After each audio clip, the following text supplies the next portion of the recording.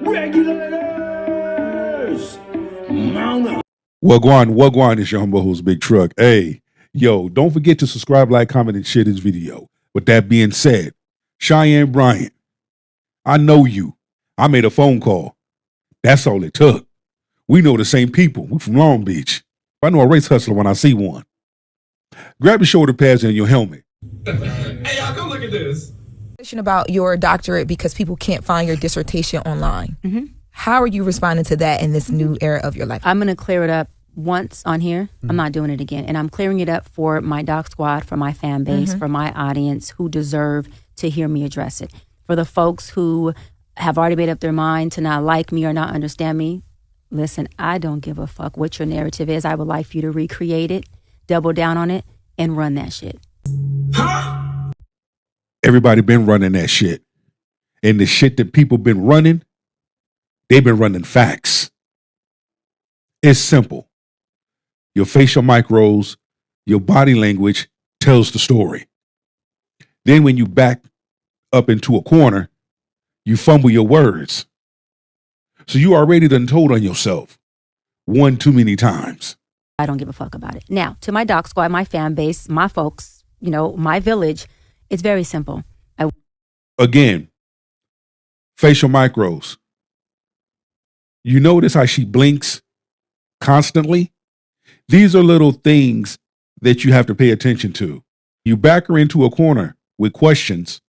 She fumbles her words. These are all signs of deception. To a school, Argos University, completed an entire program.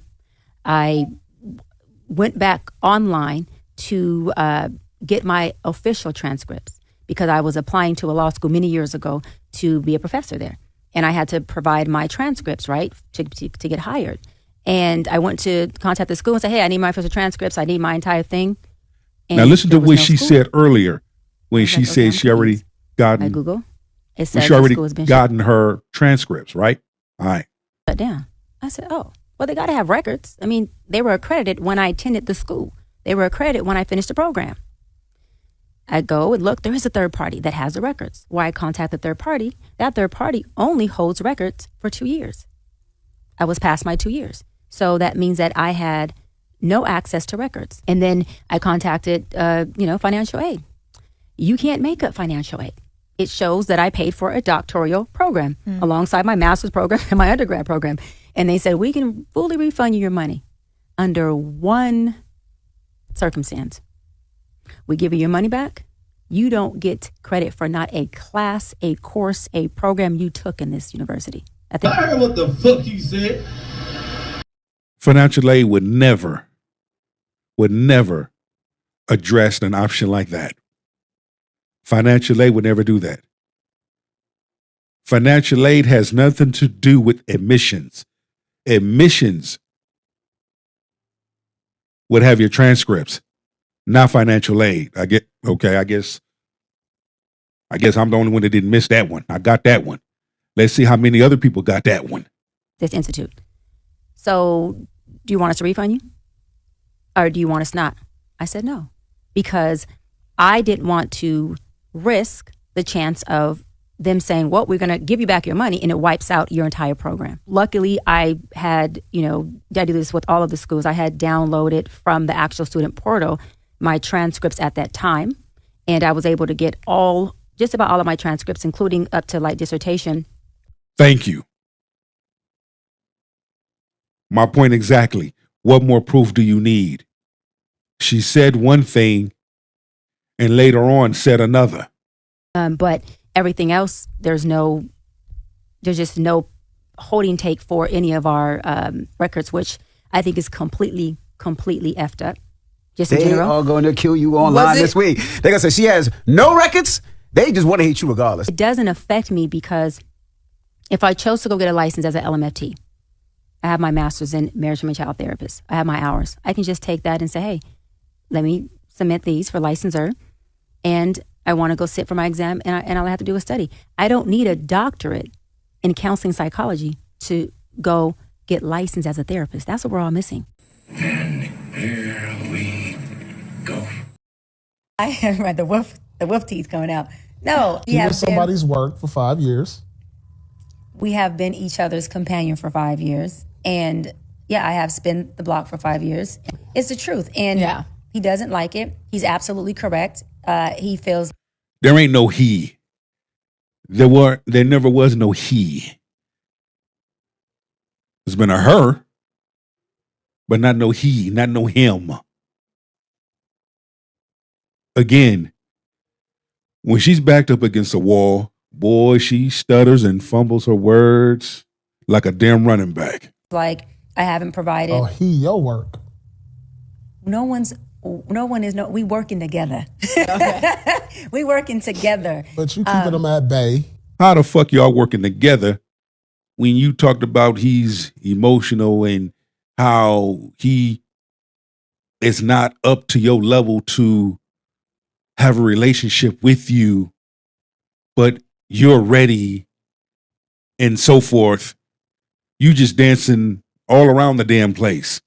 Or is he keeping you at He bay? wants a relationship. He wants to be committed. You just like the sex. No.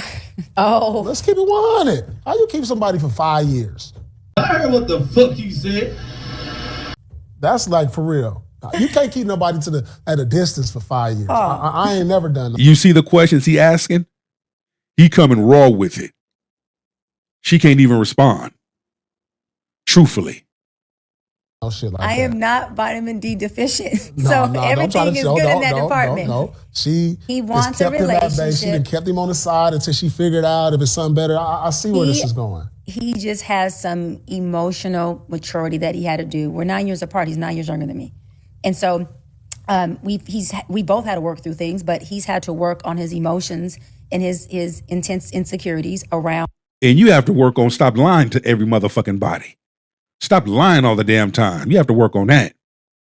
This man does not exist because you are not into men. You don't date men. You date women. Being in a And relationship. you've been waiting on it. Like what's the problem? Why y'all not together? Just because of that, So you waiting on that? No, I'm not waiting on it. And I don't have him waiting. So the D is good. Oh. Let's keep it. I mean, that's it's like, dude. Let's He keep it put on his red pajamas and feel like he's supposed to get spicy tonight. This is clear. And then you got the cackling hen over there, agreeing with her, siding with her. Yeah, girl. Yeah, girl. Stop with that bullshit. You full of shit too, Aria. Let's go. Oh my God. I know her. She from Long Beach. Like, don't try to come You with have the suit jacket, Yeah, the man, boots. You still and the glow. You know what I mean? You still from Long Yeah, I'm Beach. still- Not from Inglewood. And I can see that. I am from San Pedro, a small Man, community nah, in the same city of thing. Los Angeles. I can see Okay. through all of that. Yes, he has great qualities. And that's why he said that. Game recognized game. He see through all the bullshit. I see through the bullshit. What type of person you are. He does well in all that he does with me. He just That ain't emotionally what I asked you. I asked you about his job and all that. he does well in all areas. What's okay, she going on? answered that. He No, does she well did. in all areas. Emotionally, Well, I don't know. That's a broad question. What all Paul, areas? you're What? a man, so you answer this question. I answered. Emotionally, he goes back and forth from I love you, I want You got shit all twisted. You got an Oedipus complex. to be with you. I'm mad because you won't be with me. You won't. Everything that she's explaining is what a large number of women go through in their emotions. Did anyone catch that? I'm going to say it again. What she is saying is how a large number of women go through in their feelings and emotions. Meant to me. And then his insecurities get the best of him. And it's like, I want you, but I'm not sure if I deserve you. I'm not sure that I can facilitate you. I'm not sure that I can be with you. So when I say emotionally instability, it's like him wanting to be with me is concrete. That's not unstable. Look at this dumb motherfucker. Who did not make Nan one damn sense right there in that moment. Number two, ain't no man coming at a woman like that. Because a large number of men is one way. I express how I feel. I'm detailed. I'm short, direct, to the point. Boom. As a man, You gotta get vertical within yourself before you can be in a relationship. You good with these words. I am. You good with these words. Listen, because but you let me giving say all this. these people advice. Let me say this, wow, Paul. He has every right to feel like what I've been doing as far as being in a relationship with him when I want to and is not something that gives him stability. However, I don't want to commit to a relationship with a man who I feel emotionally is not in a place of being able to be in a healthy relationship. Little dumb motherfuckers. Shut your ass up. You know damn well. But you don't date men. You don't have interest in men because you date women. One thing I cannot stand is a smart, dumb talking motherfucker. All right? So why are you messing with him? Why are you playing mental games with him? I'm not playing mental games with him. Games. It's not mental games. It's all transparency. Why is it still sex involved? How do you know we sexing? We could just be having a Because you from Long Beach, I know. Oh my God. You can't play me. We could not be doing the the wood. do. I know what's going on. But let me say this. It is transparent. He understands. I understand. I understand what he wants. He understands why I don't want to commit at this moment with him, which is the emotional piece that him and I talk about openly. I support him in it. I hold space for him in it. We've talked about it intensively, and he understands it. And here we go. A license. I'm in private practice. I'm saying, and that's what people don't understand, right? So just to educate some folks a little bit. Hello, my name is Dr. Raquel Martin. I'm a licensed clinical psychologist, professor of sciences, and podcast host who specializes in Black health and well-being. And I want to break down a clip from the Joe Budden podcast featuring someone who presents herself as Dr. Cheyenne Bryant. Now, to this sister here, what's her name? Raquel Martin, I believe. Dr. Raquel Martin. Respectfully, she knows what she's talking about. I'd rather sit down and have a conversation with her than Cheyenne Bryant. There's therapists out there that take their job seriously, that work hard, that put in the time and the work to obtain their doctorate degree, especially in this field. And what Cheyenne Bryant has done was just slapped a lot of those therapists that take their position seriously in the face. You ain't nothing but a life coach, Cheyenne Bryant. You had your name patent with doctor on it, but you ain't nothing but a life coach. How you gonna give marital advice and you ain't never been married? How you gonna give relationship advice, but yeah, you date women, you don't date men? Speak, queen. But before we dive in, I want to make something incredibly clear. Having a doctorate does not mean someone is a licensed mental health professional. You can have a doctorate in literature and be unlicensed, and you are still a doctor. You can have a doctorate in education and hold an LPC, being a licensed professional counselor, and you are a licensed mental health professional, and you are still a doctor, but your doctorate is not in psychology. When evaluating anyone's credentials, it's really critical to look at two things: what their doctorate is actually in, and whether they hold a relevant clinical license. In this case, the person you're about to hear from is unlicensed. I'm going to break down why that matters and why this particular message is harmful, especially to the Black community that she claims to be serving and that I actually serve. A license is really only needed so you can bill insurance. That is incredibly misleading. Yes, you do need a license to bill insurance, but that is not why licensure exists. Licensure protects you. It means I have completed specific education and Thank you. It protects you, okay, from HIPAA, from violations, and so forth. It also says that you completed a course in this field. You are licensed in this field, in this area. Provides clinical hours, passed rigorous exams, and I'm accountable to a regulatory board. If I breach confidentiality, if I cross ethical boundaries or harm you, you have somewhere to file a complaint and be sure that I'm held accountable. A license is not paperwork just for billing. It's a consumer protection. When someone drops or loses or no longer has a license, they're not solely avoiding the insurance hassle. They're also removing your recourse if something goes terribly wrong. Not binded by BBS, the behavior board science of science. Look at this dumb motherfucker. Science rules and regulations and ethics. You see how she chokes on the words? She fumbles her words. I want to know how many people on that Joe Budden show are sitting back saying she full of shit. This is misinformation. And so it just opened up a whole nother, floor and industry for me. And she's also saying this like it's a good thing. I want to state something really important. Ethics codes exist to protect you from exploitation and boundary violation and providers practicing outside of their competence. When someone celebrates being free from ethical oversight, I want you to think of that as a red flag, a flashing one. It's a warning sign because those rules exist because real harm happens. The therapist, two things: you can obviously make what you deserve because therapy is real. We're giving everything we have in there, and we're unpacking shit and we're helping you process through things. So who's we? Who's we? Because therapists that take their job seriously, they are the ones that are unpacking. They are the ones dealing with the client, not you. it's not us sitting there, well, if you're an effective therapist, saying, tell me more. You should be unpacking, and you should be able to take somebody and drive with them to their goal. And here's another thing. She keeps calling herself a therapist, and in most states, that's actually illegal without a license. You cannot legally use the title therapist or provide psychotherapy without licensure.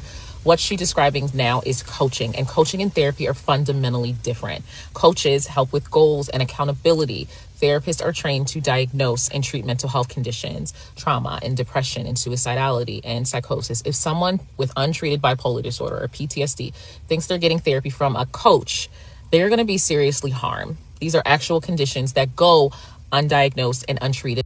I understand, because you're playing with somebody's life. You're playing with someone's mental health. My clients, the truth is that in order to bill insurance, I have to diagnose you. And you only get about 6 weeks. In order for me to get 6 more weeks approval, guess what?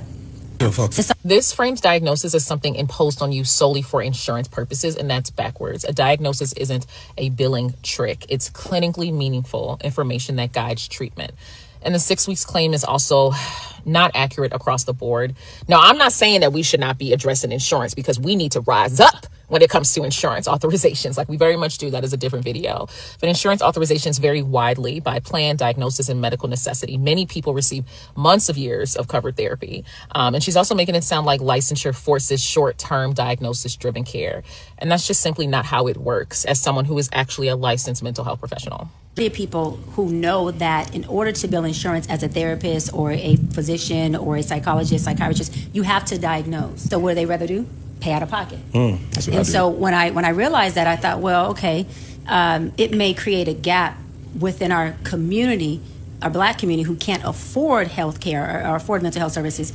I hear the concern and the access problem is real. Her solution, unregulated, unlicensed coaching, isn't the answer. And there are a wealth of licensed Black therapists, he, she, and they, Black-owned practices, sliding scale clinics, community mental health centers doing this work with their licensure intact, keeping their credentials because their clients deserve protection. The solution to healthcare access gaps isn't removing safeguards. It's expanding access to regulated care. Private practice, I make much more money.